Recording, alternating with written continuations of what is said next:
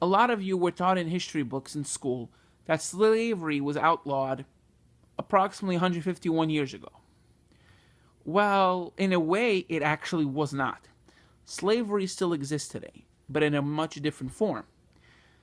You might be aware of something called the prison industrial complex. Well, what that is that prisoners, unfortunately, disproportionately African American, Latino, and disabled people, such as myself, who has Asperger's, are put into prisons, the prison system. In some instances, you can go to jail for something as simple as looking intoxicated. There's a case of someone with Asperger's who that happened to, but they later, determined it was a mistake. But it doesn't always work out that way. I actually know a person personally who got sent to Rikers Island on the suspicion of being drunk. He got into a fight with somebody. Some guy beat him up, because he was acting weird. Part of the autism spectrum disorder. Yeah, he had autism. He fought back, got arrested. The guy who beat him up didn't get charged, yet he did. He got charged, convicted of assault, and I believe public intoxication, and got sentenced to Rikers Island for about 6 months, 1 to 2 years. His mom was looking for him because he lived with his mom, so she reported him missing. And when they found out he had a disability, they, of course, immediately sent him to a judge who put him in Creedmoor for treatment. On finding out that he actually was not, drunk or he was actually autistic. But I'm going to put that issue aside, talk about the prison industrial complex. So many people, especially of color and, minority and disabled, are put into prison for sometimes relatively minor crimes, non-violent crimes, like drug possession, maybe burglary, but really non-violent crimes, like not raping or beating anyone, just some petty theft in some cases. In some cases, you could be smoking weed with a friend. Weed, marijuana. And you give one to your friend.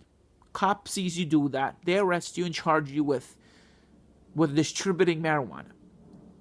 And guess what? You get convicted. If you get convicted, you could be sentenced to jail for several years. In some states, that could land you a 25 to life sentence. And guess what they're going to do while you're in prison? In Louisiana, they're going to put you to work. When I mean work, I don't mean they're going to give you a job while you're in prison, like a good job. They're going to give you hard labor at slave prices. They're going to give you maybe 20, 30 cents an hour. I mean, this is real. This is what's going on in Louisiana and a lot of other states. They would treat people like shit. They treat people horribly. They just treat people like they're not even human. You lose all of your rights.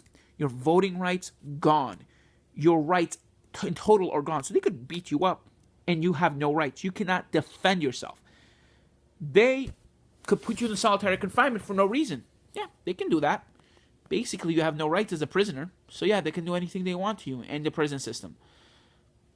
I mean, it is a little different in New York State, but it's really not much better. It's horrible. Rikers Island is one of the worst prisons in America. And actually, that's where my friend got sent to. Just to let you know. But it's horrible. I mean, they send people to work. And they send people sometimes, they would lease inmates to corporations to work for them at slave prices. So basically, in America, slavery is still legal. Except, it's only for, prisoners. So when Abraham Lincoln signed the Emancipation Proclamation, he ended slavery for free people. However, if you were in prison, you're technically property of the state. So basically, you're still a slave. Slavery never ended in America. And if you get out of prison, if and when you do get out of prison, whether it be for a big crime or a tiny crime like maybe marijuana possession, and if you have not been given your rights, you don't have the right to vote.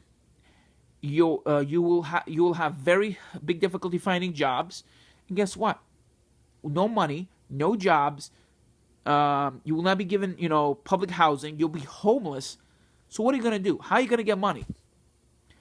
Then you're gonna have no choice but to rob and steal.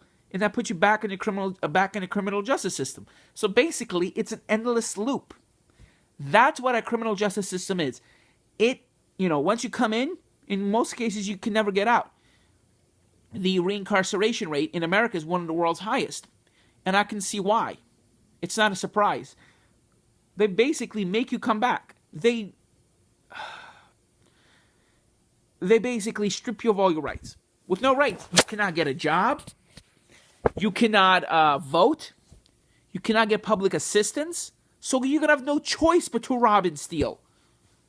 And obviously, that's going to land you back in prison and just repeats over and over again. I mean, this is just terrible. It's tragic. It's still going on in America. And America has the world's highest incarceration rate. Not just in per capita, but in total. America jails more people than in China, which has the world's highest population. I'm just telling you, mostly for nonviolent crimes. You know what you have to blame for this? Reagan. Ronald Reagan is a fucking dick. He caused this all to happen. You know what, Reagan? You fucking asshole. I hope you're rotting in hell right now. You fucking prick. And it's not just Reagan. It's a lot of other right-wingers and even a few Democrats who I'm not going to name. But they're all to blame for this too. Look, we have a big mess to get America out of right now. I mean, all the progress that the civil rights movement made in the 60s was wiped out by two Republicans, Nixon and Reagan. They wiped all of it out.